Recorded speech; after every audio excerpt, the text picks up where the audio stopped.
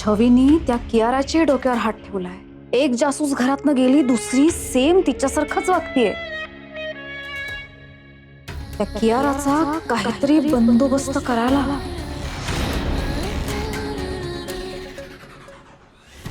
म्हणजे ए काय करणार आहेस तू? कियाराला काही करायचं नाही सांगून ठेवते. मग काय करू मी?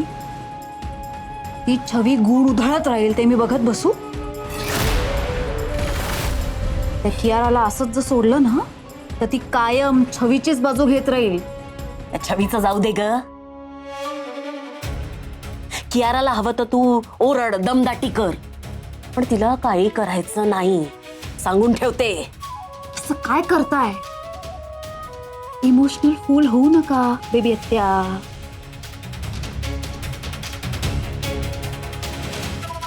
बोलू काका, तुम्ही त्या कियारावर लक्ष ठेवा. काही करणार नाही होत आपण तिला, पण तरी असं मोकळं नाही सोडू शकत कियाराला. ठीक आहे ग, हे सगळं ठीक आहे, पण लक्षात ठेव, कियाराला काही झालं ना साकेत तुला सोडणार नाही. एक वेळ ना तू भावा त्यांना वाद निर्माण कर. कियाराचं राहू दे ग, तू अनिकेत आणि साकेत मध्ये जास्त वादाची ठिणगी पेटव. त्या दोघांमध्ये वितुष्ट आलं ना, छवी पण काही करू शकणार नाही आणि साकेतही त्याची बाजू घेणार नाही. त्यामुळे दोघांमध्ये तू खूप मोठं भांडण लाव. मी ते कसं करू? लढव काहीतरी युक्ती. हे बघा, भांडण व्हायला फार काही मोठं करावं लागत नाही. एकमेकांचा मान नाही राखला तरी माणसं नजरेतून उतरतात. इगो, साकेतचा इगो मोठा कर, त्याला हवा दे.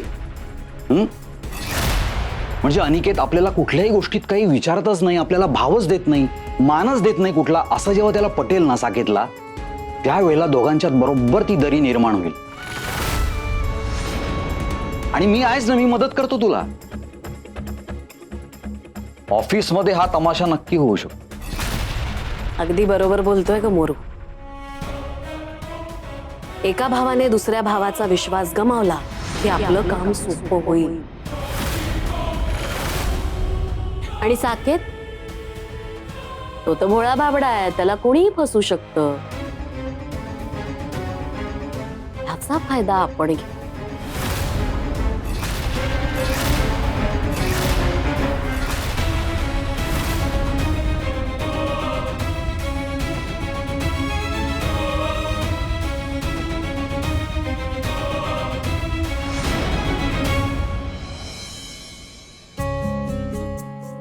नाईस.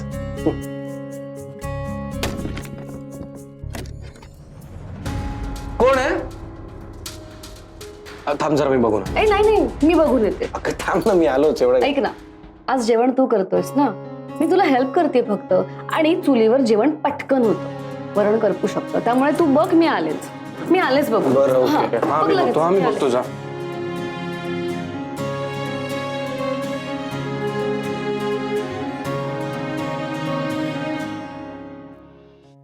बाईची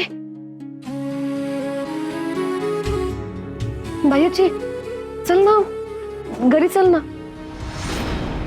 हे पण तुझंच घर आहे. तू तू मी त्या घरी नाही येऊ शकत, पण तू या घरी येऊ शकतेस ना. चल ना आतमध्ये, पिरंग्या पण आहे. बाईची येतेस ना घरी? चल ना, आम्हाला आनंदच होईल तू आलीस तर. मी इथली पायरी पण चढणार नाही. थांब ना बाईची. तू तुझी काळजी घेतेस ना. वेळेवर औषध घे, वेळेवर जेव. मी नाहीये ना आता तिथे तुझी काळजी घ्यायला.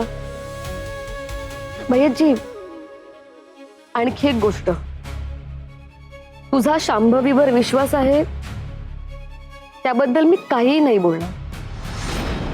पण प्लीज आंधळा विश्वास नको ठेवूस. थोडी सावध राहा. कारण जे दिसतं आणि जे घडून जातं यामध्ये खूप अंतर आहे बाह्यजी. कधी कधी काही गोष्टी दिसत नाही त्या जाणवतात.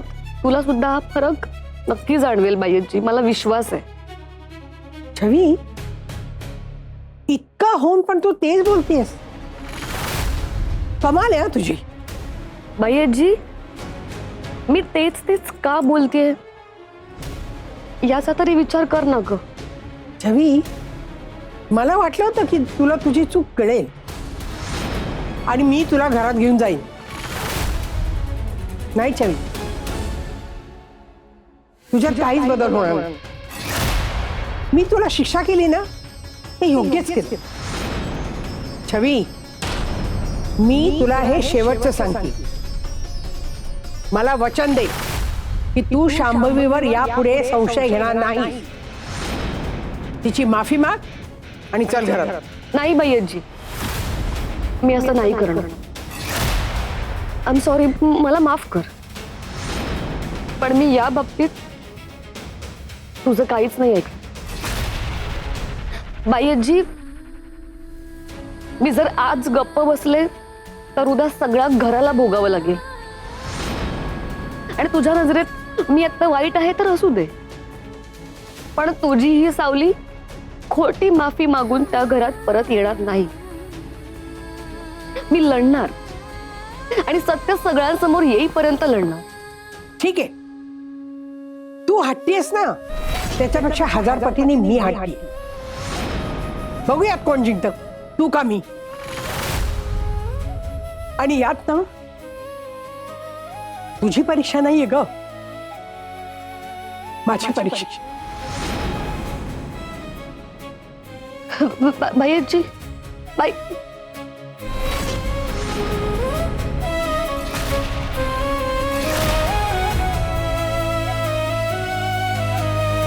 छवी, छवी काय झालं? कोण आहे ग? हा, नाही काही नाही, आले मी. हा, ये. काय ग, कोण होतं? बाह्यजी, काय? आई आई आई तुझी माई आली होती. अच्छा, माई ओरडली का तुझ्यावर? की तुझ्या डोळ्यात बोटं घातली तिने? हं? डोळे बघ कसे झाले तुझे, लाल लाल.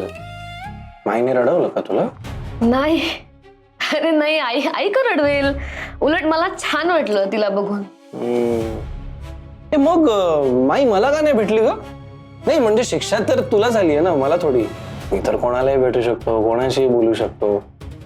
स्टील मला का नाही भेटली माई?